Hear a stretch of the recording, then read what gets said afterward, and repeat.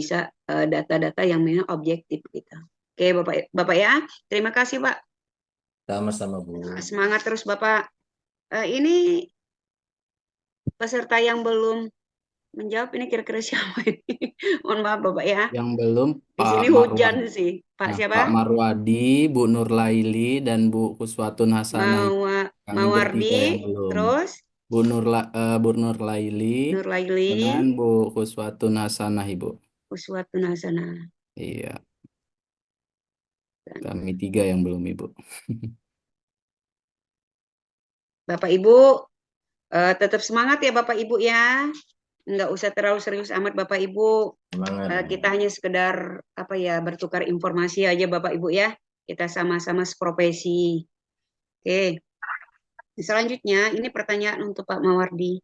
Pak, Baik, Ibu. Pak Mawardi ini mengajar di fase apa Pak? Di fase E, Bu, SMA kelas Oh SMA 10. Bapak. Iya, Ibu. Oke. Eh, Pertanyaan saya di sini Pak. Seberapa sering Bapak menggunakan teknologi teknologi apa namanya informatika ya dalam pembelajaran pendidikan agama Islam ini. Silakan Pak. Oke, Ibu. Terima kasih atas kesempatannya. Izin menjawab, mencoba menjawab. Beberapa kali saya melakukan itu ketika misal gini, Bu, dalam satu bab, misal di bab saya yang sekarang ini adalah menjauhi pergaulan bebas dan perbuatan zina ya, Bu ya. Nah, itu kan biasanya ada 4 pertemuan atau 5 pertemuan. Biasanya saya memanfaatkan teknologinya itu di pertemuan ketiga dan keempat, Ibu, karena udah masuk ke materi pembelajaran intinya, Ibu. Kalau di awal saya masih proses menganalisa tentang kayak misalnya surat apa yang melarang tentang pergaulan bebas, misalnya Al-Isra ayat 32, kami masih mengkaji-kaji tentang analisa, Bu. Jadi biasanya seminggu itu kok seminggu sih? Dalam setiap 5 pekan atau 4 pekan itu 2 kali, Bu, saya Oke. gunakan. Apakah fasilitas yang disediakan di sekolah itu sudah lengkap Pak? Insya Allah dari internet sudah ada, Ibu, Oke. proyektor sudah ada, terus layar proyektor sudah ada, Ibu. Jadi Itu di lebih masing-masing kelas ya. di masing-masing kelas, Ibu, ya Oke. sudah ada, Ibu. Ini di SMA mana Pak? Saya SMA IT, Ibu. Oh SMA IT. Oh iya. Iya, Ibu. Judulnya aja IT Pak. Insya Allah, Bu. Oke. Tetap semangat Bapak. Terima Baik, kasih. Ibu. Siap, Ibu. Ibu Nurlaili. Bu Nurlaili. Ya, Bu. Oke. Selamat siang Ibu. Selamat siang, Ibu. Ibu ngajar di fase apa Pak Bu? Di fase A, Bu. Oh fase A kelas satu Akademianya. dan 2 ya. Iya, iya, Oke. benar, Bu. Oke. Ini memang PR banget kalau fase A ini ya dari TK. Oke. Iya, Pertanyaan saya Ibu, ketika Ibu, ditulis ya Ibu, satu ayat aja lah. iya, Bu. Pak Ya. Marwadi. Baik, Ibu. أعوذ بالله من الشيطان الرجيم. بسم الله الرحمن الرحيم. والضحى والليل إذا سجى ما ودعك ربك وما قلى وللآخرة خير لك من الأولى ولسوف يعطيك ربك فترضى ألم يجدك يتيما فآوى ووجدك ضالا فهدى ووجدك عائلا فأغنى فأما اليتيم فلا تقحر وأما السائل فلا تنحر وأما بنعمة ربك فحدث صدق الله العظيم. Tolong tulis ya Pak ya, satu ayat aja dari ayat yang sudah Bapak baca. Nah, saya kembali ke atas ya. Ibu Nurlaili sudah selesai tulisan Al-Qurannya? Saya belum baca, Bu. Oh ini, siapa ini? Belum, Bu. Ah, Angelia. Angelia.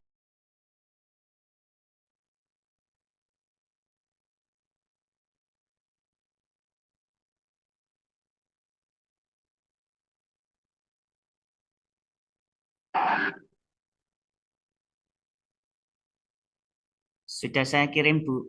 Oke, terima kasih Bapak. Siap, Bu.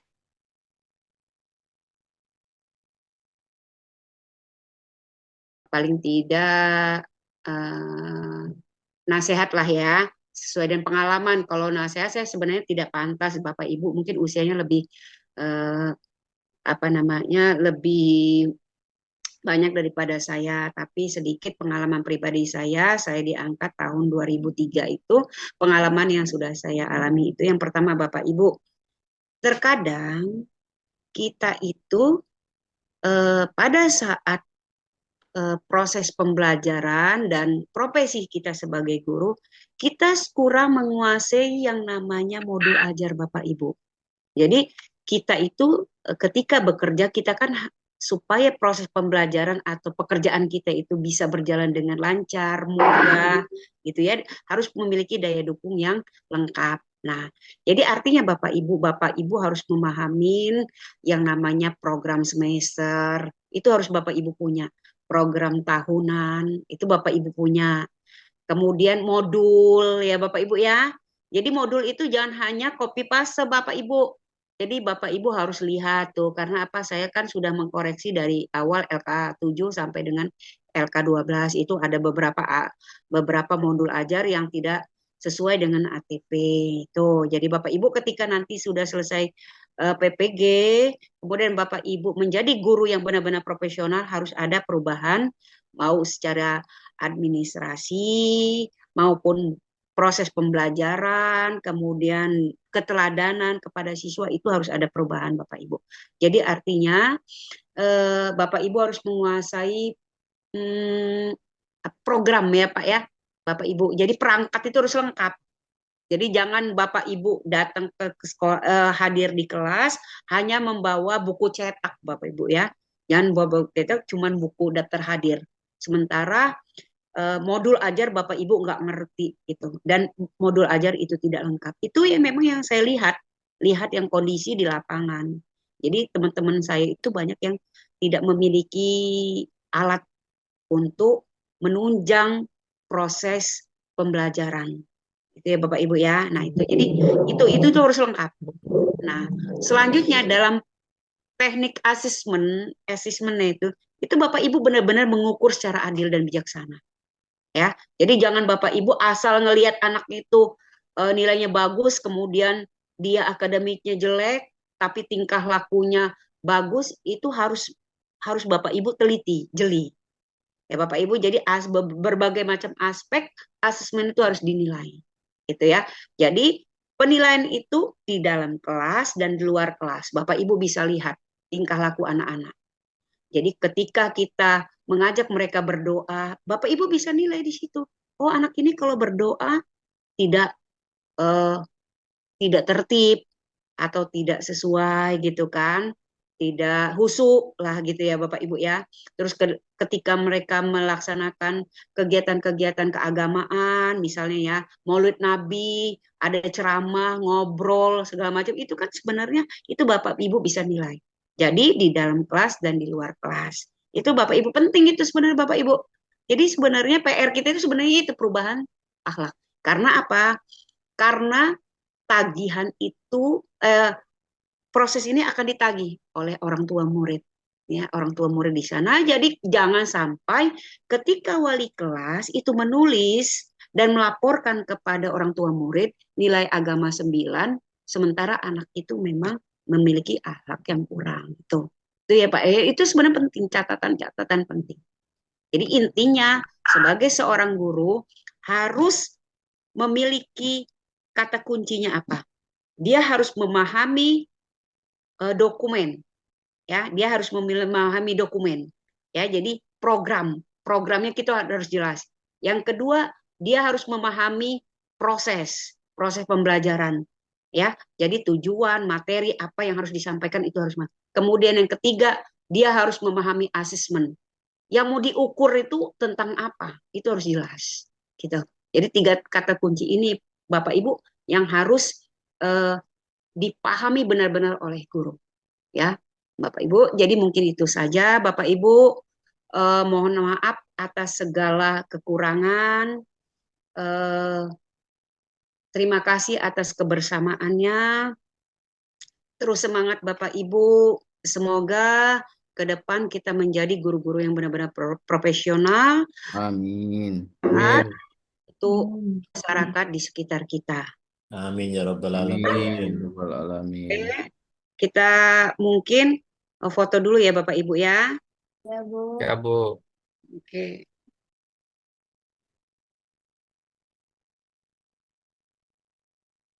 Ini siapa ini ketua kelasnya yang foto ya? Ya, Bu.